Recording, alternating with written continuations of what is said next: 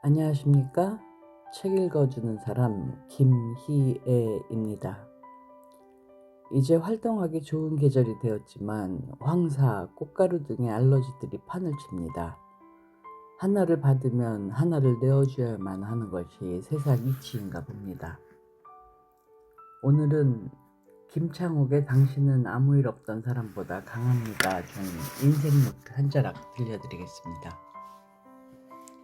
사회복사인 한 여성이 자신은 항상 안 돼 보이는 사람을 만났다고 고백했습니다. 안쓰러운 사람을 보면 자신이 더 나은 삶을 살도록 도와주고 싶은 마음이 들어서 만났다고 합니다. 결혼도 자신과 어울리지 않는 사람과 해서 결국 이혼을 선택했다고 합니다.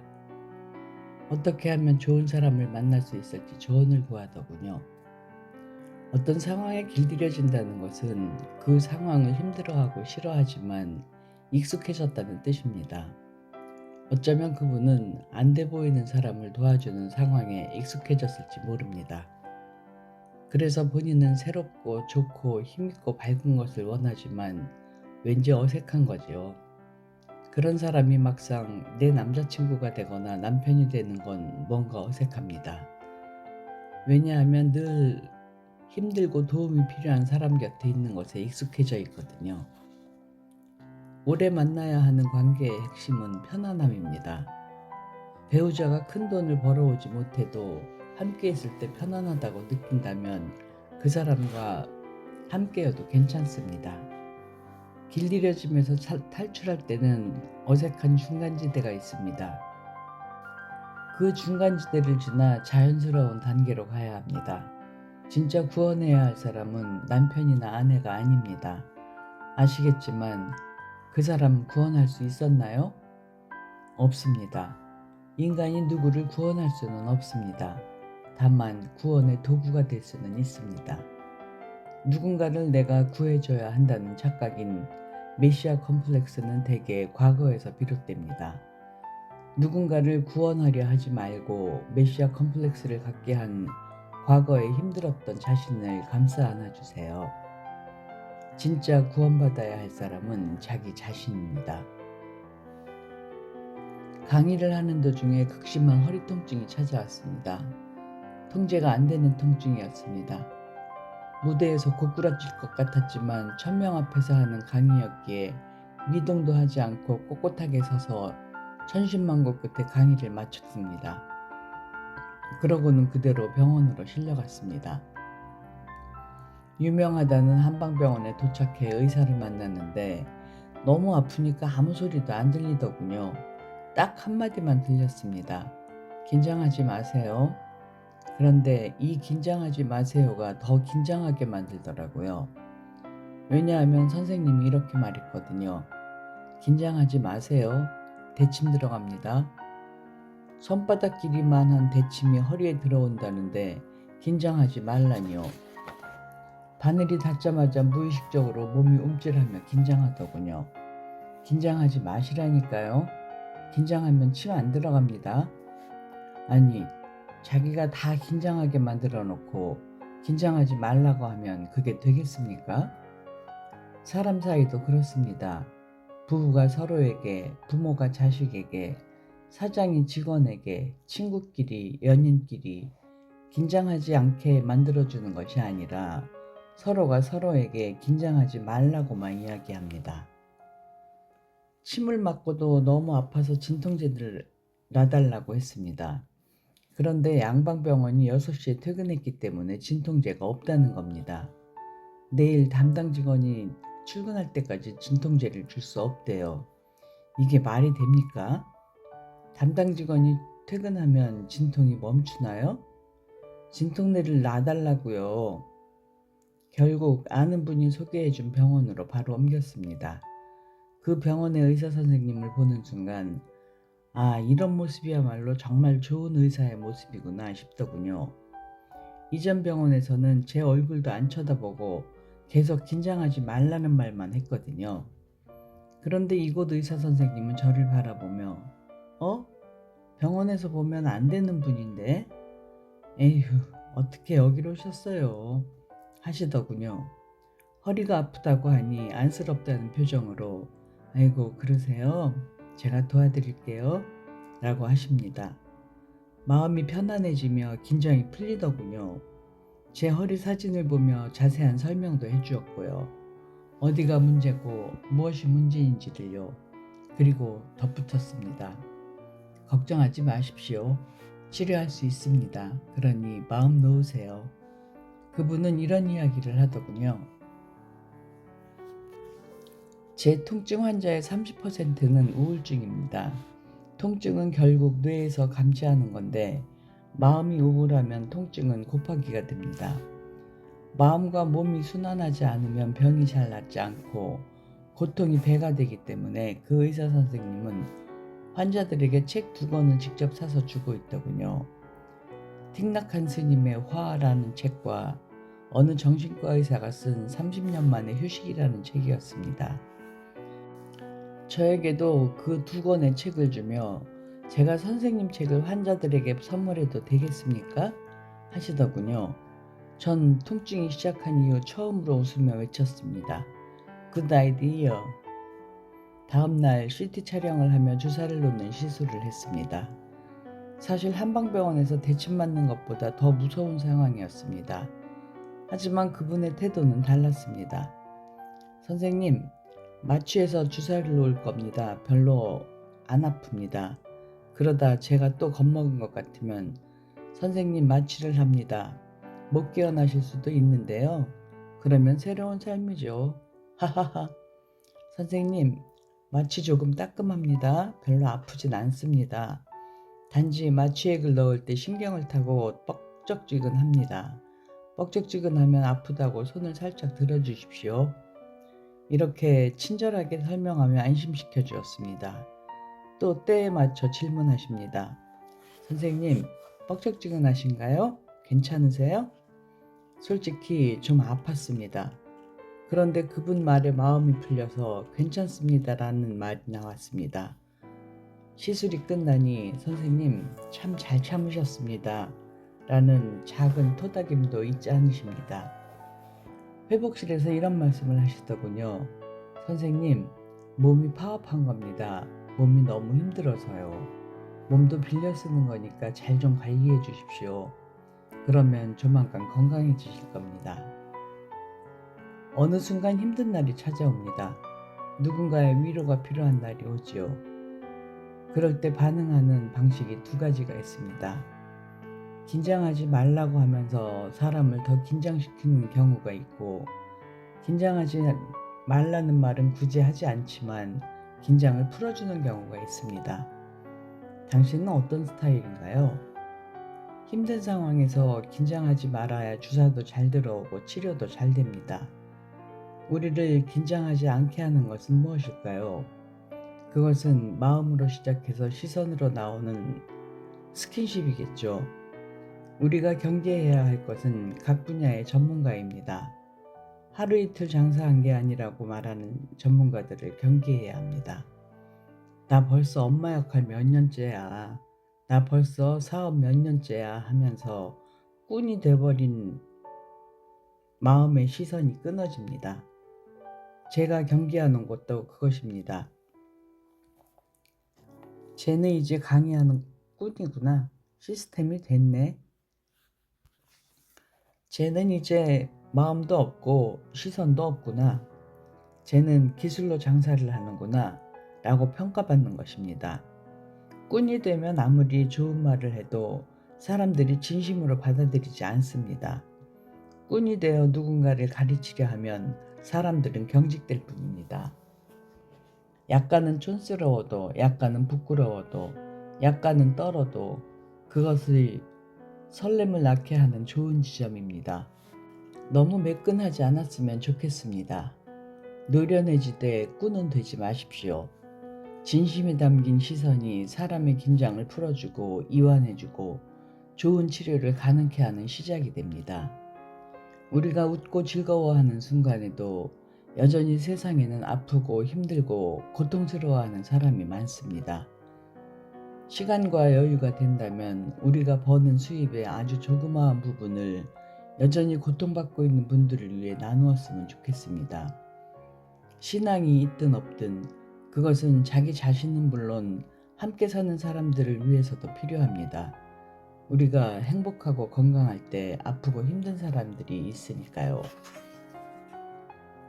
사람은 자기 중심을 찾아 이사를 합니다. 제가 했던 최초의 이사는 성악을 공부하기 위해 서울로 올라왔을 때입니다. 고시원이었죠. 방세가 한 달에 10만 원 정도였습니다. 고시원에서 석 달만 살면 제정신으로 지내기 어렵습니다. 한 평 남짓한 작은 방에 책상 위로 의자를 올려놓아야 그 아래에서 잘 수 있습니다. 창문은 물론 없지요. 옆방 코 고는 소리까지 다 들리는 곳입니다. 제가 그 좁은 방에서 견딜 수 있었던 이유는 제 중심을 찾아 이사 왔기 때문입니다. 성악을 하기 위해서죠. 제주도에서 알던 분이 소개해준 성악 선생님께 배우기 위해서요. 저는 그분을 통해 태어나서 처음으로 열정이라는 걸 보게 됐습니다. 열정. 사람이 말로 글로 배우는 것과 실존을 보는 것은 천지 차이입니다. 실존을 못 본 사람이 자꾸 말로 글로 실존에 대해 공부하다 보면 오히려 실존에서 더 멀어질 뿐입니다. 사람과 신뢰를 배우고 싶은 사람이 있다고 해봅시다. 그런데 한 번도 누군가가 그 사람을 온전히 믿어준 적도 없고 온전히 사랑해준 적도 없는데 자꾸 믿음, 사랑에 대한 책만 읽습니다.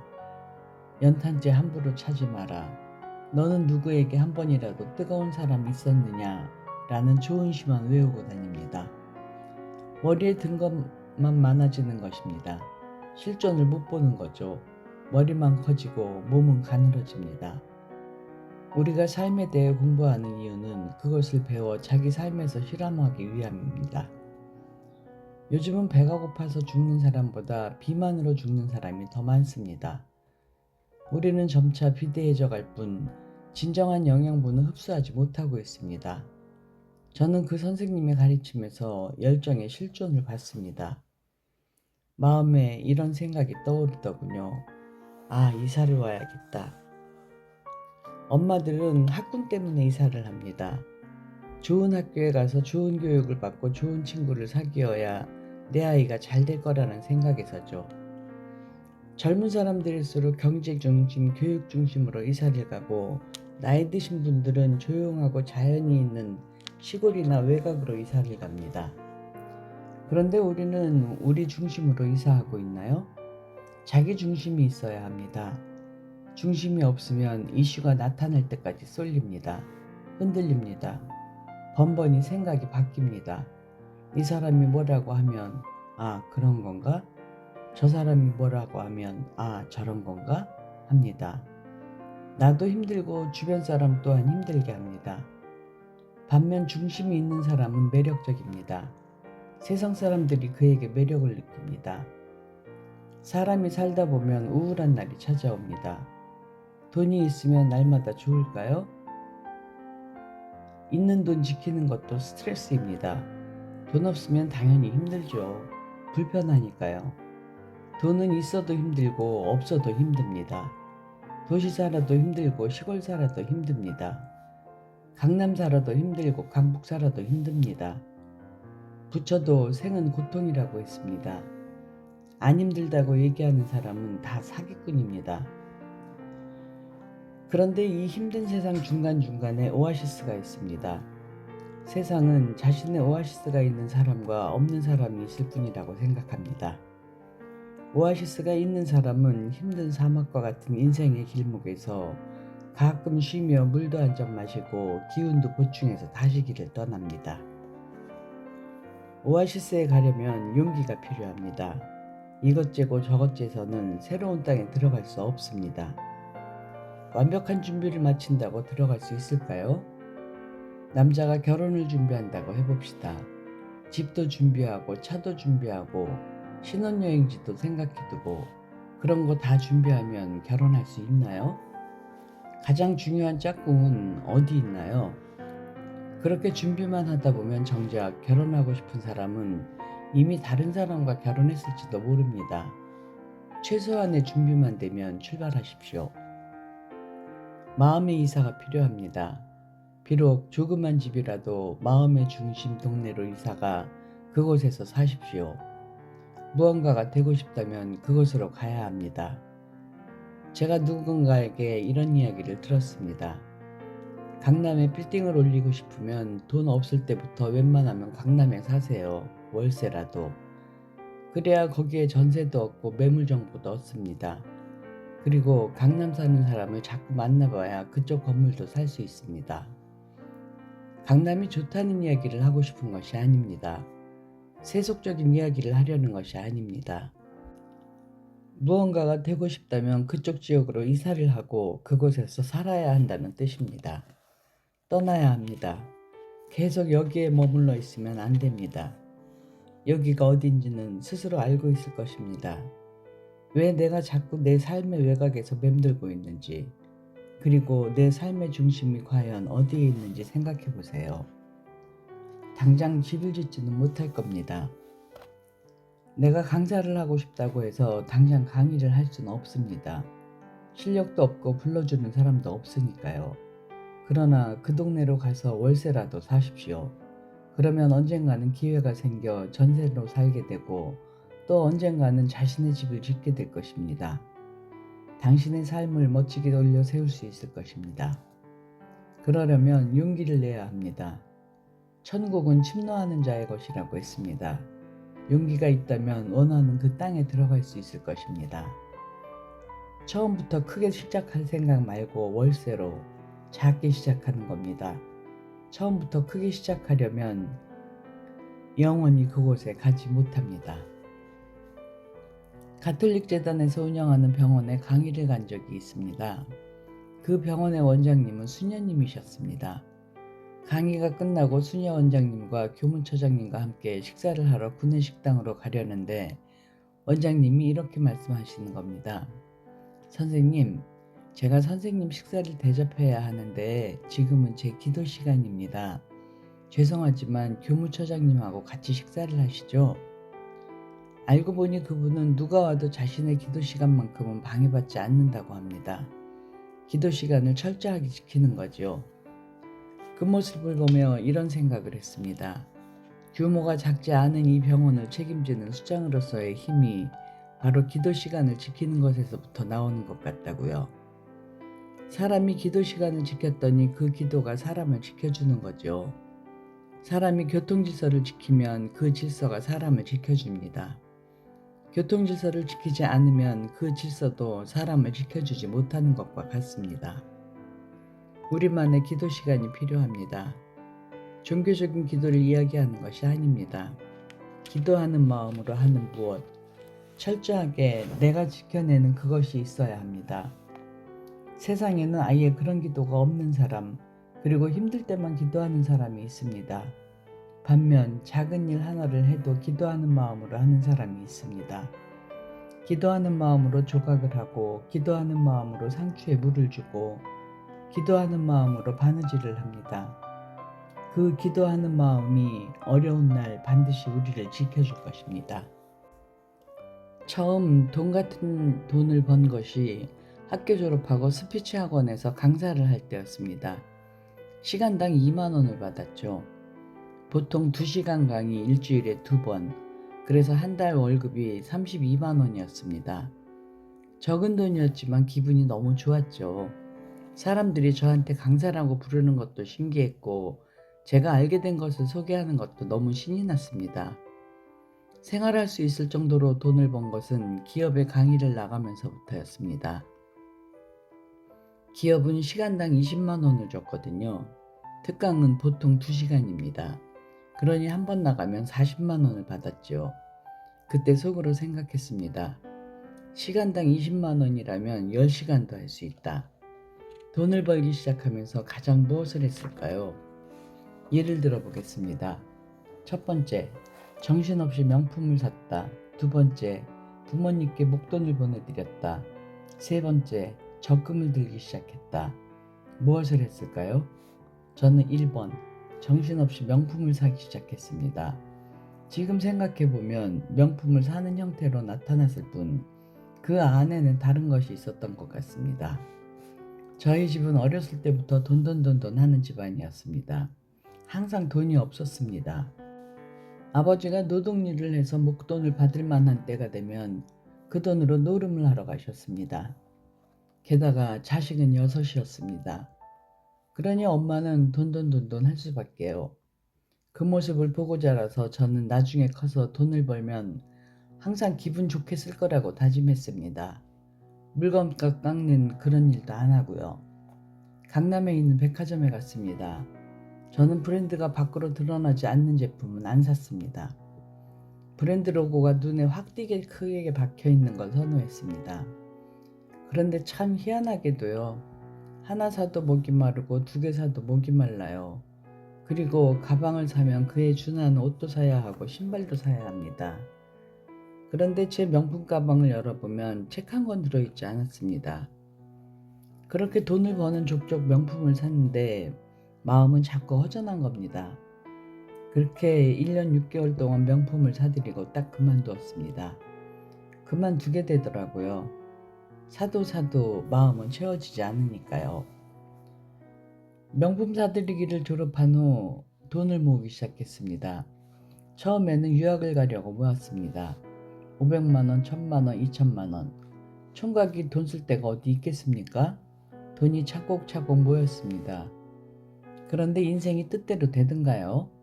갑자기 집에서 전화가 걸려왔습니다. 빚이 있다는 거예요. 수천만 원. 왜 그런 빚이 생겼느냐고 물으니 우리 키우느라 쌓아놨던 빚이라는 겁니다. 제가 모아둔 돈을 모두 다 보내드렸습니다. 유학 가려고 모은 돈이었지만 엄마 아빠가 빚에 허덕인다는데 제가 유학 가서 뭘 하겠습니까? 어머니가 3일을 우셨다고 합니다. 많은 의미를 담은 눈물이었겠죠. 엄마가 평생 갚지 못할 빚 갖고 이제 마음을 놓으셨다니 저는 괜찮습니다. 저는 그렇게 말씀드렸습니다. 하지만 이후에도 크고 작은 빚들이 터졌습니다. 그때마다 저는 모아둔 돈을 드렸습니다. 그랬더니 주변에서 조언을 하더군요. 나중에 결혼하면 아내가 힘들어진다고요. 총각 때는 돈을 잘 들이다가 결혼해서 그렇게 못 들이면 아내만 곤란해진다는 거죠. 적당히 선을 긋는 것도 필요합니다. 매달 정해진 용돈을 들이세요. 그러면 부모님께서 알아서 쓰시게 되어 있습니다. 돈도 벌어본 사람이 잘 벌고 써본 사람이 잘 써요. 전 돈을 벌어본 적도 없고 돈 버는 걸 본 적도 없는 거잖아요. 돈을 모으는 법도 재테크도 아예 모르는 거예요. 그러다 한 번은 신문 광고를 봤습니다. 아파트를 사려는 거예요. 집 한 채는 마련해야 할 것 같아서 무작정 찾아갔어요. 집을 사는 걸 본 적이 없으니 분양이 뭔지도 몰랐지요. 모델하우스로 오라고 해서 가봤더니 가구와 가전제품이 엄청 잘 되어 있더군요. 저는 그걸 그대로 주는 건 줄 알았어요. 그리고 모델하우스 자리에 아파트가 생기는 건 줄 알았어요. 어느 날 우리 아파트 잘 짓고 있나 해서 가봤더니 모델하우스가 철거됐더군요. 그제야 아파트가 생길 지역에 가봤습니다. 그때 당시 저는 전문가라는 말을 들으며 각 분야의 전문가 앞에서 강의를 했습니다. 그래서 저는 나는 전문가야 라고 생각했습니다. 제 주변 사람들도 저에게 조언을 하지 않았죠. 왜냐? 저는 부동산 학과에서도 강의를 하고 시청 건축과 도청에서도 강의를 하고 공인회계사 모임, 재무설계사 모임에서도 강의를 하니까 제가 이미 다 알고 있을 거라고 지레짐작했던 겁니다. 아마추어보다 전문가가 더 위험한 게 있습니다. 사기를 가장 많이 당하는 직업군이 선생님, 공무원, 은행원, 군인, 경찰, 법조계 공무원, 연예인 등이라고 합니다. 평생 모은 돈을 단 한 번에 날립니다. 그동안 주변에서 저 사람 대단하다고 다들 띄워줬거든요. 자기가 모르는 분야가 없거든요. 하지만 사람이 하루에 7시간씩 평생 공부하면 사하라 사막에 모래말만큼 있는 세상의 지식 중 모래 하나를 알고 죽는다고 합니다. 내가 어떤 분야의 전문가라는 건 어떤 면에서는 위험할 수 있다는 의미입니다. 사실 전문가는 하나를 알고 9을 모를 수 있습니다.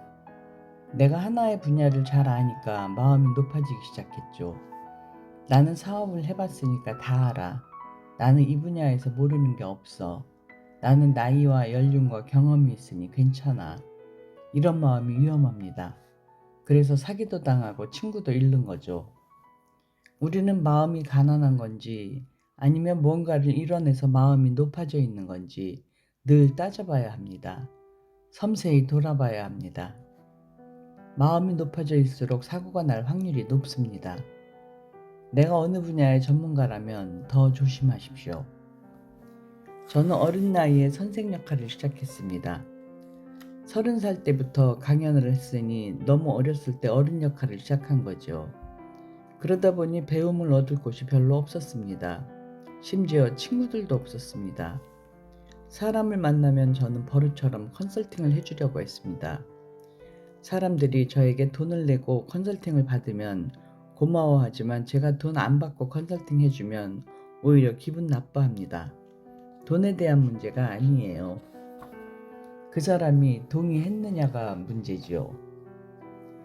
그래서 제가 한 것은 교수님에게 성악 레슨을 다시 받기 시작한 것, 그렇게 학생의 자리로 돌아간 것과 친구들 만나면 일 얘기 절대 안 하기였습니다. 여러분도 업무와 반대되는 것에서 수혈을 받으세요. 업무와 상반되는 에너지를 받아야 합니다.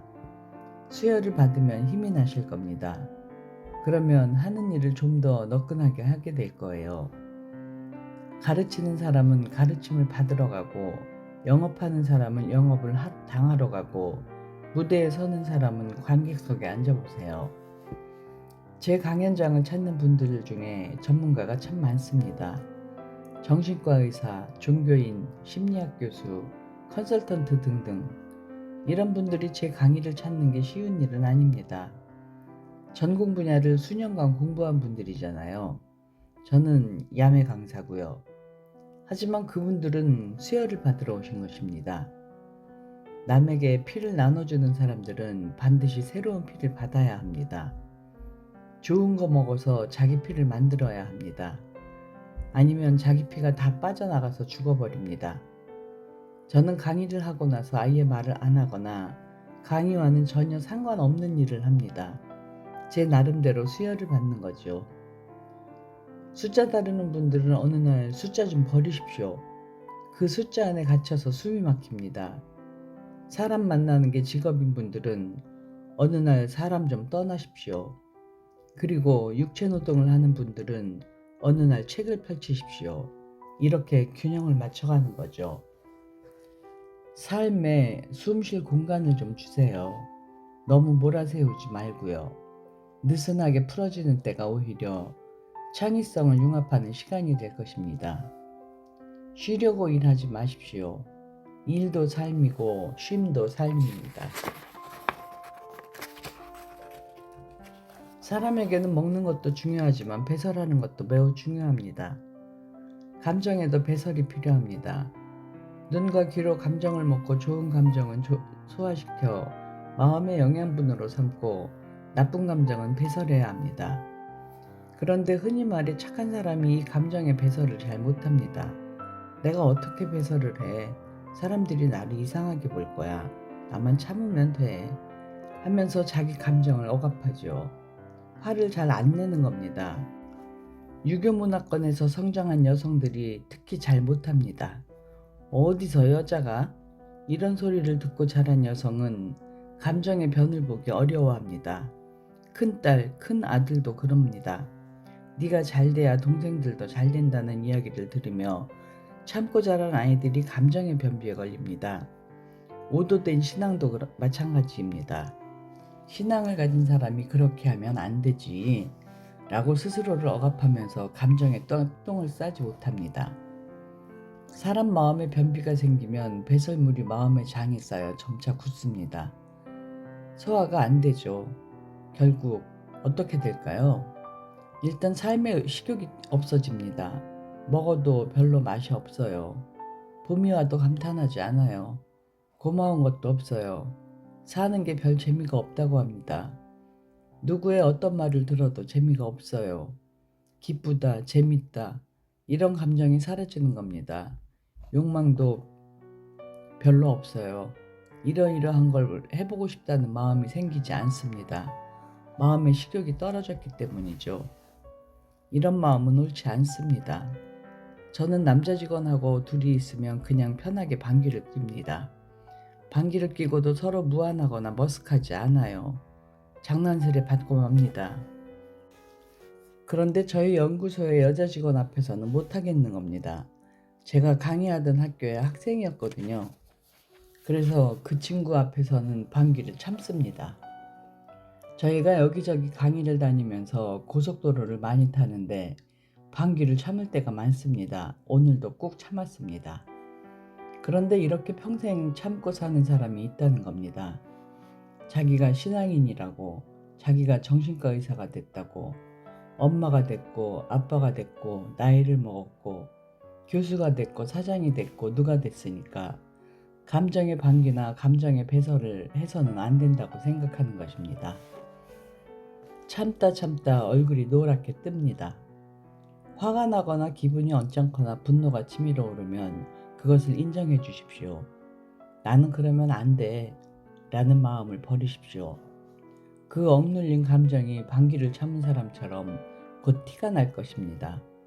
상대방도 저 사람은 참으면서 일부러 친절한 척하고 있구나 하고 알아챕니다. 당신은 어디에서 배설을 하십니까? 당신이 방귀를 뀌어도 그것을 유머로 받아들일 친구가 있습니까? 그렇다면 당신은 매우 럭키한 사람입니다. 당신이 방귀를 뀌어도 같이 장단을 맞춰줄 그런 친구가 있다면 마음을 건강하게 유지하는 데 큰 도움이 될 겁니다. 그리고 일상에서 배설해야 합니다. 제가 감정을 배설하겠다고 30 중반부터 프랑스, 이탈리아 등 해외를 찾았습니다. 수도원에도 들어가고 일부러 한적한 마을에서 시간을 보내기도 했습니다. 돈 많이 썼습니다. 고생도 많이 했습니다. 우리가 떠나는 이유는 떠나는 것 너머의 어떤 느낌을 받기 위함입니다. 그렇게 몇 년을 방황하다 알게 됐습니다. 그 느낌은 일상에서도 받을 수 있다는 걸요. 만약 일상에서 그런 연습이 되어 있지 않으면 떠나도 큰 변화는 일어나지 않습니다. 우리는 이렇게 생각하죠. 떠나면 뭔가 달라질 거라고, 마음에 큰 자극이나 안정이 찾아올 거라고. 하지만 한국에 있을 때는 여기 오면 뭔가 될 것 같았는데 여기서도 별거 없네. 그럼 이제 어디로 가야 하지? 하는 순간 더 막막해집니다. 마음이 동상에 걸린 것처럼 굳어버립니다. 떠나기 전보다 더 방향을 잃어버립니다. 1박 2일도 괜찮고 한나절이라도 괜찮습니다. 당신 혼자만의 여행을 떠나십시오. 건물보다 자연이 있는 것이 좋고 건물이 있어도 인간의 예술작품이 있는 것이 좋습니다. 음악, 미술, 사진, 무용 무엇이든 좋습니다. 한 달에 한 번이어도 충분합니다. 핸드폰 끄고 혼자서 고요히 소박한 여행을 떠나보십시오. 논길 같은 데를 걸어도 좋습니다. 유럽에 가도 하는 건 이런 겁니다. 한국에서도 충분히 할 수 있거든요. 이게 익숙해지면 그 다음으로 넘어갈 수 있습니다. 용기가 생기거든요. 작은 실천이 행동의 근육을 만들어줍니다. 고통을 어떻게 빼먹나요? 젓가락으로 파내려고 하면 안 됩니다. 안으로 더 쏙 들어가 버려요. 바늘이나 이쑤시개 같은 걸로 빼내야 쏙 빠집니다. 그걸로 삶을 파내려고 하면 더 들어가 버립니다. 바늘처럼 얇은 것으로 삶을 파내야 합니다. 삶은 작은 용기와 실천으로 성장합니다. 내 집 앞, 아파트 화단이 있는 곳, 집 근처 공원부터 시작하세요. 그러다 보면 외국에 나가도 길 잃은 느낌을 받지 않을 수 있습니다. 용기가 생길 것입니다. 무턱대로 유럽 여행부터 도전하지 마세요. 조금씩 넓혀가십시오. 처음부터 삶을 젓가락으로 빼내려고 하면 삶의 고동이 들어가 버릴 겁니다. 삶이 더 안쪽으로 쏙 들어가 버립니다. 그러면 그 고동을 어떻게 해야 합니까? 깨야 합니다. 하지만 깨도 먹을 수가 없습니다. 깨진 고동 껍데기가 고동 살에 박힙니다. 결국 먹지도 못하고 버려야 합니다. 걱정하지 마세요. 50대도 할 수 있습니다. 60대도 할 수 있습니다. 70대도 할 수 있습니다. 잘 되실 겁니다. 삶의 고동 빼서 맛있게 드십시오. 깨끗한 물에 검은색 잉크를 떨어뜨렸습니다. 금세 검은 물이 됩니다. 어떻게 하면 다시 깨끗한 물로 바꿀 수 있을까요? 물을 버린다고 해결되지 않습니다. 스포지 같은 것으로 흡수시킨다고요? 한계가 있습니다. 간단합니다. 깨끗한 물을 계속 부어서 물을 희석시키면 됩니다. 사람은 겸허한 마음으로 죽을 때까지 깨끗한 물을 자신에게 부어야 합니다. 종교가 됐든 책이 됐든 강연이 됐든 자신만의 깨끗한 물을 찾아서 부어주세요. 여러분의 깊은 산속 옹달샘을 찾아주세요. 그 깨끗한 옹달샘의 샘물을 내게 부어주는 겁니다.